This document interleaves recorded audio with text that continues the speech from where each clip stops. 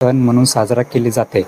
तर डॉक्टर बाबासाहेबांचं मत होतं की दिवाळीच्या आधी ही 13वी पगार देण्यात यावी आणि 30 जून 1940 साली बोनस रूपात 13वी पगार देण्यात आली आणि तेव्हापासून कायदा लागू झाला. आता आपण जाणून घेऊयात की खरंच हा मेसेज खरा आहे का, जो मी तुम्हाला आता वाचून दाखवला आहे. तर चला आपण जाणून घेऊया. डॉक्टर बाबासाहेब आंबेडकरांमुळेच बोनस मिळायला सुरुवात झाली आहे का? असे अनेक प्रश्न व्हॉट्सअप मेसेजद्वारे मला विचारण्यात आले. आता एवढे प्रश्न मला विचारतायत लोक, तर यावर उत्तर शोधणं गरजेचं आहे.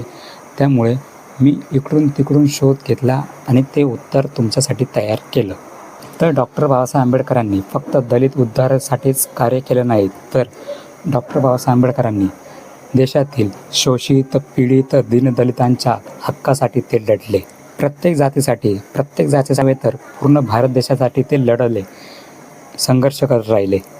हे आधी आपण डॉक्टर बाबासाहेब आंबेडकरांना समजून घ्यायला हवं. त्यांना कुठल्याही जातीपुरतं ठेवलं नाही पाहिजे, कारण त्यांनी प्रत्येक समाजासाठी संघर्ष केला, पूर्ण देशासाठी.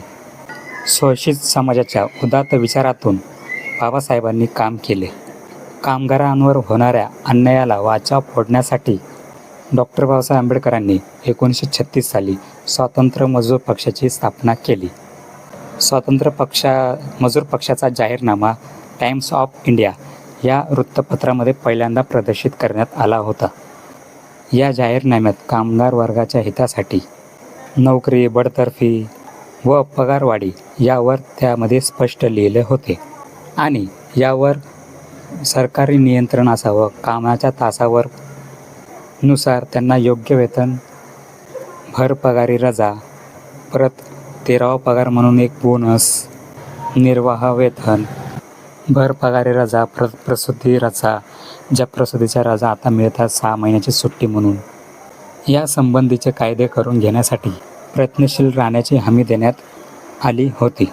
आजारपण, बेकारी व अपघात प्रसंगी कामगाराला सहाय्यभूत विमा योजना, कामगारांसाठी स्वस्त भाड्यांच्या घरांची व्यवस्था करण्याचंही आश्वासन बाबासाहेबांनी दिलं होतं.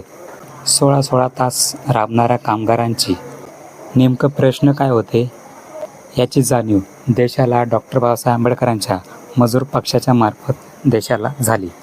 15 सप्टेंबर 1938च्या ट्रेड डिस्प्यूट बिलाच्या संदर्भात काउन्सिलमध्ये बाबासाहेबांनी आंबेडकरांनी कामगाराचा अधिकार व मालकाची लागलेली बंधनं याचा डॉक्टर बाबासाहेब आंबेडकरांनी